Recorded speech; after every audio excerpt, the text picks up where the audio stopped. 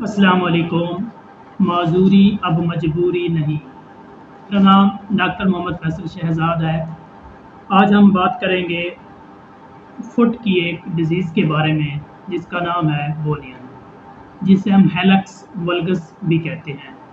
इसके अंदर आपके जो पाँव का अंगूठा है उसके अंदर टेढ़ापन आना स्टार्ट हो जाता है। वो बाहर की तरफ और उंगलियों की तरफ मुड़ना स्टार्ट हो जाता है। शुरू में तो ये मसला कम होता है, लेकिन जैसे-जैसे मसला बढ़ता जाता है, तो आपकी जो छोटी उँगलियाँ हैं, जितनी भी उँगलियाँ हैं, वो अंगूठे के ऊपर चढ़ना स्टार्ट हो जाती हैं। इस हालत में आपको काफ़ी दर्द रहता है, आपके पाँव में सूजन हो जाती है, तो इसे हम कहते हैं बोनियन। जब आप इसका एक्स-रे कराते हैं और हम जो बिग टो या जिसे हम थंब कहते हैं, सर अगर हम उसके एक्स-रे की बात करें, तो इसके अंदर बेसिक जो है ना 3 बोन्स इन्वॉल्व होती हैं। जो पहली बोन्स है उसका नाम है क्यूनिफॉर्म, फिर आ जाती है फर्स्ट मेटाटार्सल, उसके बाद प्रॉक्सिमल फ्रिंजेस और लास्ट पे होती हैं डिस्टल फ्रिंजेस। अगर इन सब में किसी भी जॉइंट लेवल पर किसी भी किस्म की कोई प्रॉब्लम हो, तो बोनियन डेवलप हो सकती है। मिसाल के तौर पर अगर हमारे पास जो फर्स्ट मेटाटार्सल है, अगर वो लैटरल शिफ्ट हो जाए या जो हमारे पास प्रॉक्सिमल है वो लॉन्ग वे के अंदर वो उसके अंदर एबनॉर्मली वो बड़ी हो जाए, तो हमारे पास जो है ना बोनियन डेवलप हो जाता है। उसके बाद अगर इन दोनों के दरमियान हमारे पास फर्स्ट मेटाटार्सल और प्रॉक्सिमल फ्रिंजेस के दरमियान एंगल बढ़ जाए, तो उस सूरत में भी बोनियन डेवलप हो सकता है। अब जो बोनियन का लेवल है कि ये किस लेवल पर है, इसको जो हम मेजर करते हैं वो एक एंगल होता है, टेक्निकल एंगल होता है। उसके ज़रिए हम इसे मेजर करते हैं कि जो बोनियन है वो किस लेवल का है।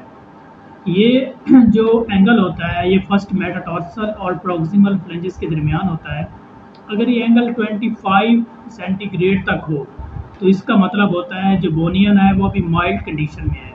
अगर यही एंगल 25 से 40 डिग्री तक चला जाए, तो इसका मतलब है जो आपका बोनियन है वो मॉडरेट कंडीशन तक पहुंच गया है। और अगर यही जो एंगल है ये 40 डिग्री प्लस हो जाए, तो आपका जो बोनियन है वो बहुत सीवियर शदीद किस्म का है।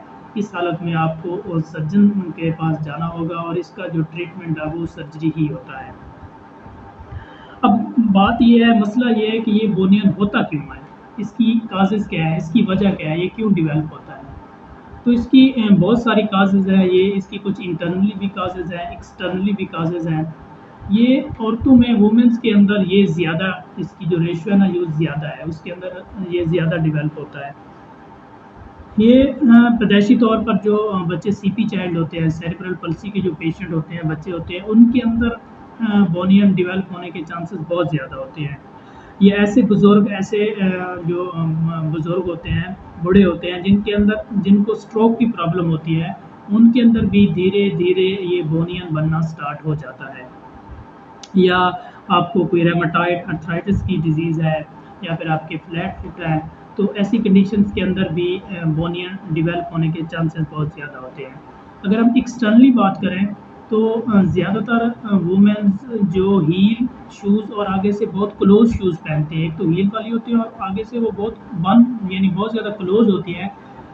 ऐसे शूज़ जो भी पहनती हैं उनके अंदर बोनियन डेवलप होने के चांसेस बहुत ज़्यादा होते हैं। तो अगर आपके अंदर ये बोनियन डेवलप हो जाए, तो इस सूरत में आपके अंगूठा, जो पाँव का अंगूठा होता है, वो उसके अंदर बहुत ज़्यादा दर्द रहता है। आपको जूता पहनने में मुश्किल होती है, आपको चलने में मुश्किल होती है, तो इस सूरत में आपको इसका ट्रीटमेंट करवाना पड़ता है।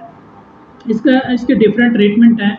जो इसका बेसिक इलाज है, जो इसका बुनियादी इलाज है, उसके अंदर एक ब्रेस होती है जिसे हेलक्स वल्गस स्प्लिंट कहते हैं, जो इस शेप की होती है।